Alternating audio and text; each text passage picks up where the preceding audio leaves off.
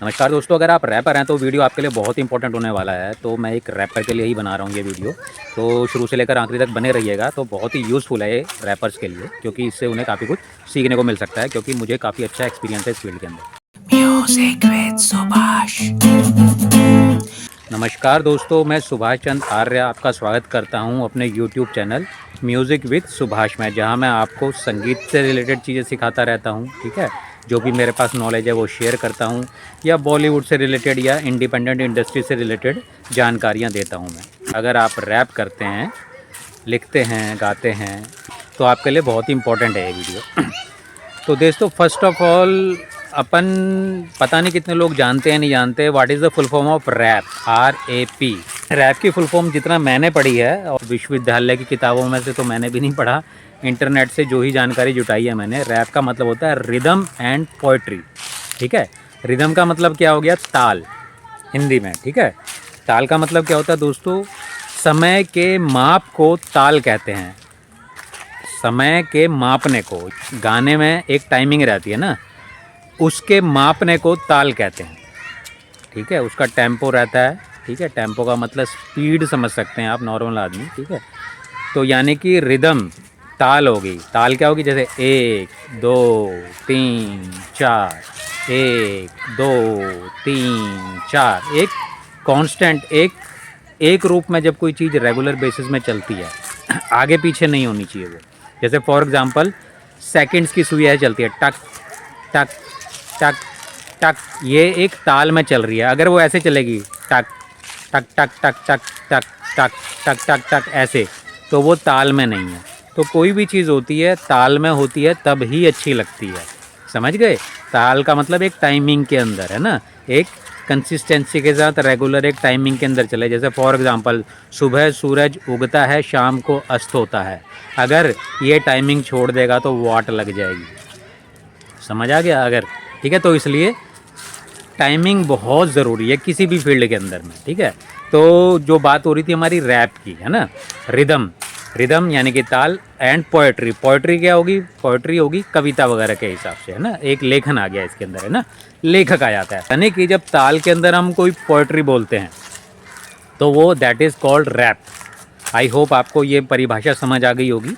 जैसे हम एक ऑन द स्पॉट हम कोई चीज़ बनाने की कोशिश करते हैं, यार मैं जाता हूँ, उसके बाद नहाता हूँ, उसके बाद खाना खाता हूँ। ठीक है, तो ये 3 सेंटेंस बताए मैंने, है ना, 3 लाइंस बताई मैंने। यार मैं जाता हूँ, फिर खाना खाता हूँ, उसके बाद नहाता हूँ। यार मैं जाता हूँ, फिर खाना खाता हूँ, उसके बाद नहाता हूँ। इस तरीके से अब ये क्या कर रहे हैं, एक ताल के अनुसार मैंने कर दिया, तो ये कहीं ना कहीं एक गाने का फील देता है ना, तो दैट इज़ कॉल्ड रैप।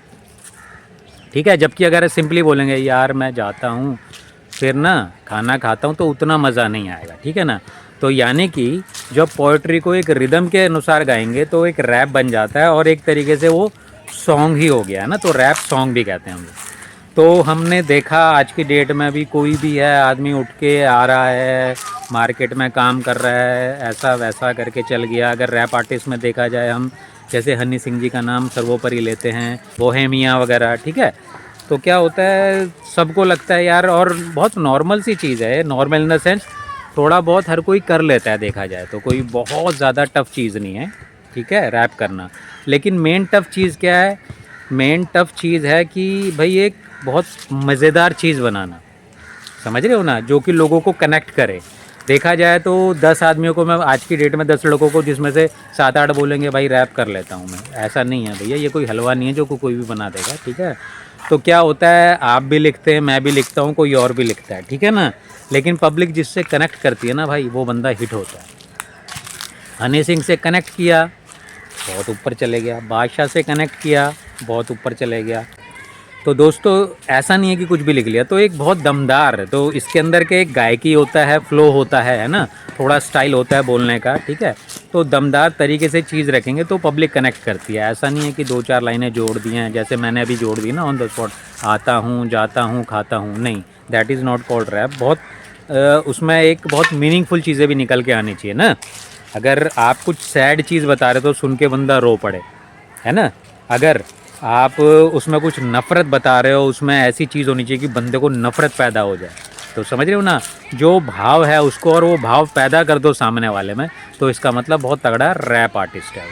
और जो आज का जो मैं वीडियो बना रहा हूँ मैं, आजकल उन लड़कों के लिए जो होता है कि कुछ भी कर रहे हैं, और मेन जो क्या रहता है कि यार राइटिंग बहुत इंपॉर्टेंट है इसके अंदर, तो एक बहुत मीनिंगफुल चीज़ होनी चाहिए रैप के अंदर में, तब वो कनेक्ट करती है। और जो मैं आजकल देखता हूँ, कोई भी उठ के रैपर बनना चाह रहा है, कोई दिक्कत नहीं है, देखो शुरुआत में हर कोई तुर्रम खान नहीं होता है, ठीक है, लेकिन एक जो चीज़ मैं देख रहा हूँ, जो सभी रैपर्स जहाँ से शुरू होते हैं वहीं पे ख़त्म हो जाते हैं, ठीक है।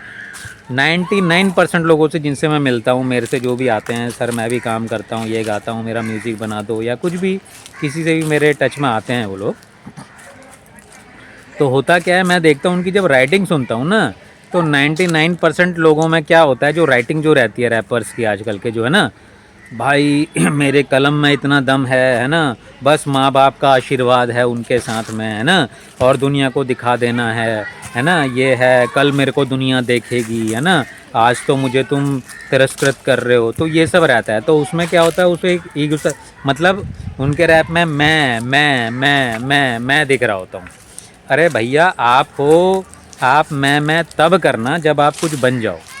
जैसे फॉर एग्ज़ाम्पल हनी सिंह आज की डेट में गाना बनाता है कि भाई मैं उठता था, यहाँ चल के जाता था, ये करता था वो, तो उसके स्ट्रगल को सुनने में मज़ा आता है, बिकॉज ही इज़ सक्सेसफुल। लेकिन आप तो सक्सेसफुल हो नहीं भाई, मैं तो सक्सेसफुल नहीं, और इसमें मैं बताऊं मैं ये कर रहा हूं, वो कर रहा हूं, है ना, ये हूँ, इतना जगता हूँ, ऐसा लिखता हूँ, वैसा लिखता हूँ, है ना, भूखा रहता हूँ। अरे भाई इसमें किसी का कोई इंटरेस्ट नहीं था। पहले तो ये जो राइटिंग है, जो हर 99% रैपर्स की होती है, इसको तो भाई क्रॉस मारो मेरे हिसाब से, जो मेरा पर्सनल व्यू है। बाकी ठीक है, आपको लग रहा है तो करते रहो। तो मैंने हर आर्टिस्ट देखा है ऐसे ही गाना बनाता है, भैया मेरे लेखन में ये है, मेरी कलम में ताकत है ना, ये है, माँ बाप का आशीर्वाद है या ऊपर वाले का आशीर्वाद है ना, एक दिन जाना है, आज दुनिया सरी है। नहीं, अरे भाई अगर ये भी बात कहनी है तो बहुत नए तरीके से, जैसे मैं एग्जांपल बताता हूँ, रैप तो नहीं है, गाना है। तो वो गाना किसका है ध्यान नहीं आ रहा, आर्टिस्ट भी ध्यान नहीं आ रहा, शायद राजस्थान है। मुझ पे हंस रही है दुनिया मेरी नाकामियों पे, ऐसा कुछ है, ध्यान नहीं आ रहे मेरे को लिरिक्स भी, ठीक है, ट्यून है थोड़ा बहुत दिमाग में। तो ये है, तो यह भी वही बात कर रहा है जो रैपर कहता है, लेकिन ये बात कहने का तरीका बहुत अलग है, ठीक है। और लेकिन यहाँ पे भी बहुत अलग है इसका। तो ये देखो ना, गाना हिट हो गया, ठीक है, तो ये समझना पड़ेगा। तो इसके अंदर जो रैप अपनी जो गायकी होती है ना, जो रैप का फील्ड है, इसके अंदर मेन वज़नदार शब्द क्या होते हैं। तो जब तक आप वज़नदार शब्द नहीं बनाओगे बहुत बढ़िया से, है ना, और राइमिंग नहीं रखोगे उसके अंदर, है ना, राइमिंग क्या रहती है, राइमिंग अगर समझते हो राइमिंग रहती है जैसे शब्द से शब्द का मैच होना, है ना। एक सिंपल सी लेमैन की भाषा में बता रहा हूँ मैं आपको, जैसे आता हूँ, जाता हूँ, खाता हूँ, नहाता हूँ, ये मिल रहा है ना, जैसे मिल रहा है, खिल रहा है, झिल रहा है, ये राइमिंग होगी, है ना, समझ रहे हो ना, मिल, झिल, खिल, फरिश्ता, थोड़ा मुश्किल होगा फरिश्ता से बनाना, जैसे खो गया, सो गया, रो गया, है ना, तो समझ गए ना आप। तो जब तक ये नहीं रहेगा रैप के अंदर, तो राइमिंग नहीं रहेगी ना, तो वो मज़ा नहीं आता, है ना। कई लोग ऐसे सीधा सीधा लिखते चले जाते हैं, ठीक है। तो दोस्तों ये वीडियो इतना ही रख रहा हूँ। आई होप आपको थोड़ा आइडिया मिला होगा इससे कि राइटिंग किस दिशा में करनी है। तो स्पेशली जो न्यू कमर्स मैंने अपने रैपर्स देखे हैं, वो इसी में लगे रहते हैं, मैं, है ना। तो मुझे तो भाई बहुत पर्सनली बहुत ख़राब लगती है, और मेरा कोई इंटरेस्ट नहीं रहता, क्योंकि मैं भी आर्टिस्ट हूँ और एक ऑडियंस भी हूँ मैं, ऐसा नहीं है करके, है ना। और मार्केट का मेरे को अच्छा खासा एक्सपीरियंस है करके। तो कोई भी रैपर होता है, ये मैं वाले गाने बंद कर दो। हाँ, सक्सेसफुल हो जाओ उस दिन निकाल के लाओ आप अपना, ना। तो ये है, मैं हर किसी से भी मिलता हूँ, हर कोई यही है ना, मैं ये हूँ, मैं वो हूँ, मैं भैया ये मैं निकालना छोड़ दो करके, है ना। तो आई होप हेल्पफुल रहेगा आपके लिए वीडियो। तो धीरे धीरे और भी लाता रहूँगा मैं रैप के ऊपर में। तो फ़िलहाल ये जो मैं देख रहा हूँ, रैप के अंदर राइटिंग थोड़ा वज़नदार लेके आओ आप ना, तब है मज़ा। बाकी गाने का फ्लो वगैरह ये सब तो चीज़ें हैं ही हैं करके, नो डाउट वो भी है करके, वो भी कॉपी की जा सकती हैं, सीखा जा सकता है करके, लेकिन राइटिंग नहीं सीखी जा सकती आपको, है ना। राइटिंग क्या होती है, प्रैक्टिस कर करके ही आएगी आपको, हर चीज़ में ही प्रैक्टिस ही होती है। राइटिंग के अंदर क्या है कि आप लोगों को सुनो, ध्यान दो, उसने जैसे पहली लाइन लिखी, और रैप, और जैसे फॉर एग्ज़ाम्पल मैं आपको बहुत अच्छी टेक्निक भी बताता हूँ लिखने की। जैसे क्या होता है कि आप मान लो 4 लाइनें लिख रहे हो ना, और 4-4 का ही अपन समझ लो, कॉम्बिनेशन बहुत अच्छा सा कॉम्बिनेशन रहता है ना। जैसे पहले लाइन लिखी आपने, मान लो आता हूँ, जाता हूँ, जा रहा था, खाता हूँ। अब ये तीसरे पे जब आप तीसरे पे राइमिंग मत करो, तो चौथी लाइन पे जब राइमिंग करोगे उसमें अलग ही आनंद आएगा, है ना। तो जैसे 4 लाइन कर रहे हो, तो पहली लिखी तो दूसरी में राइमिंग करो, तीसरी में ना करो, फिर चौथी में करो, तब उसका मज़ा आएगा। चारों में ही राइमिंग करोगे तो भी मज़ा नहीं आएगा। तो इसका मैं बहुत अच्छा सा, ये बहुत अच्छा सब्जेक्ट है ये। हर राइटर के लिए भी बनाना है मेरे को video, how to write a song करके ना, ठीक है। क्योंकि मुझे भी लाखों तो नहीं यार, हज़ारों गानों का तो एक्सपीरियंस है ही अपना अपना। तो दोस्तों, आई होप आपके लिए वीडियो ये थोड़ी बहुत नॉलेज देगा, आँख खोलेगा, ठीक है। तो किस दिशा में राइटिंग करनी चाहिए, जितना बता सकता था मैंने बताया आपको। वही मिलते हैं किसी नेक्स्ट वीडियो में। जय श्री राम, जय हिंद। Music with Subhash.